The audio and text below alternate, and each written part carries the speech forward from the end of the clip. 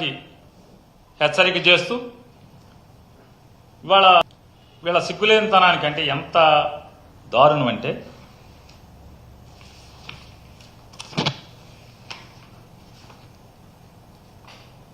Andhra Pradesh stands number 2 జిఎస్డిపిలో భారతదేశంలో 2వ స్థానంలో ఉందంట. ఎవడన్నా నమ్ముతాడండి? దేశవ్యాప్తంగా అన్ని పేపర్లకి అడ్వర్టైజ్మెంట్ ఇచ్చారు. కోట్ల రూపాయలు ఖర్చు పెట్టి భారతదేశ వ్యాప్తంగా ఈ అడ్వర్టైజ్మెంట్ ఇచ్చారు.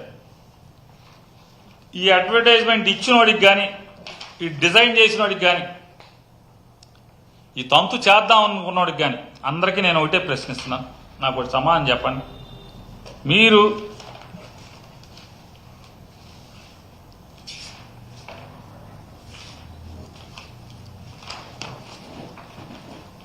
నిజంగా మీరింత పోటుగాళ్లే అయితే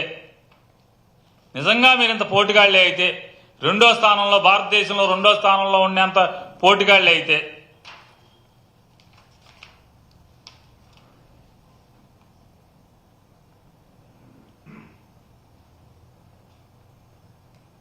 పన్నుల వసూళ్లు మీరు ఎక్కిన కాడి నుంచి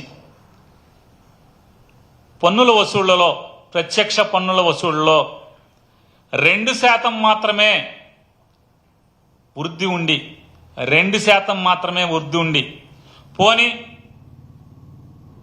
పన్నుల వసూళ్లలో 2% ఏముంది?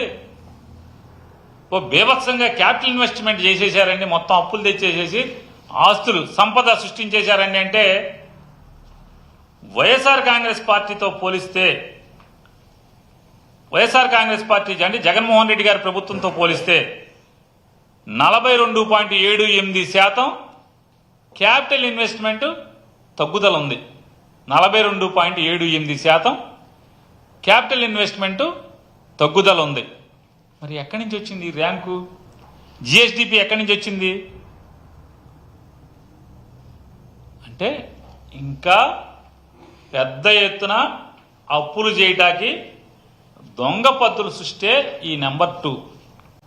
ఇది కాదా అని నేను అడుగుతున్నాను. అంటే ఇవాళ చేస్తున్నటువంటి ఈ 10 మాసాల్లో చేసిన 1,50,000 కోట్ల రూపాయలు మీకు సరిపోక ఇంకా భారీగా ఇంకొక 5 లక్షలు 10 లక్షల కోట్లు తెచ్చేయటానికి వచ్చే సంవత్సరం ఈ తంతు కాదా అని సిగ్గుపడకుండా బరి తెగించి ఈ లెక్కలు ఎవడు ఆమోదించాడు? కాగ్ ఏమైనా ఆమోదించిందా? మీకు మీరే సొంత లెక్కలు తయారు చేస్తారు, మీకు మీరే 2 అని ఇచ్చేసుకుంటారు. ఇంకా చాలా రాష్ట్రాలు కేంద్రానికి అసలు లెక్కలు పంపల. నీతి ఆయోగ్ కదా డిక్లేర్ చేయాల్సింది. వీళ్ళే ఏంటి అంటే ఇది సర్వే అంట. ఈ లెక్కలు ఎవడిచ్చాడు? 2 ఎట్టా వచ్చింది? మీకేమో పన్నుల వసూళ్ళలోనేమో 2% వృద్ధి ఉంటుంది, క్యాపిటల్ ఇన్వెస్ట్మెంట్లోనేమో 42.78 ఏమో తగ్గుదల ఉంటుంది గత సంవత్సరంతో పోలిస్తే, జగన్మోహన్ రెడ్డి గారి ప్రభుత్వం గత సంవత్సరంతో పోలిస్తే.